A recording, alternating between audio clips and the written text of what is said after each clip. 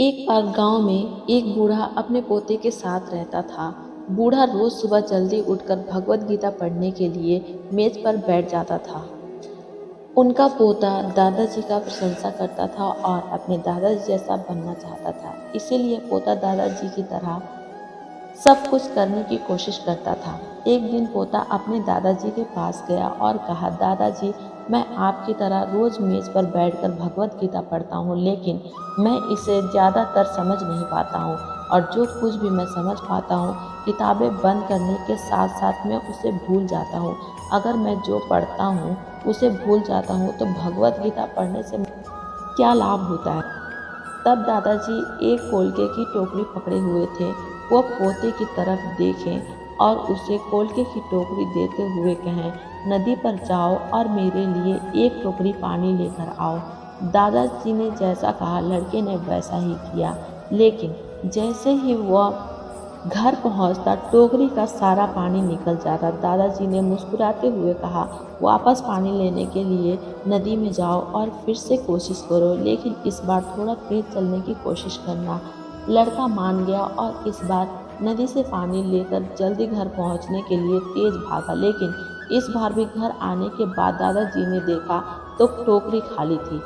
दादाजी ने पोते को फिर से कोशिश करने के लिए कहा, लेकिन हर बार रास्ते में टोकरी से पानी निकल जाती है और टोकरी खाली हो जाती है।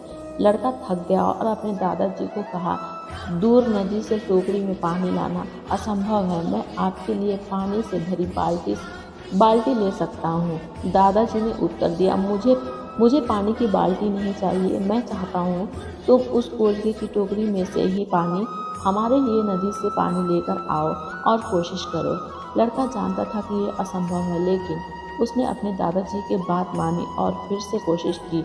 इस बार लड़का जितनी जल्दी हो सके दौड़ा, लेकिन फिर से टोकरी खाली थी। लड़का थक गया और उसने अपने दादाजी को कहा, दादाजी, इस टोकरी से नदी में से पानी लाना हमारे लिए असंभव है। दादाजी ने उत्तर दिया, तुमको लगता है कि यह असंभव है, लेकिन ज़रा टोकरी को देखो।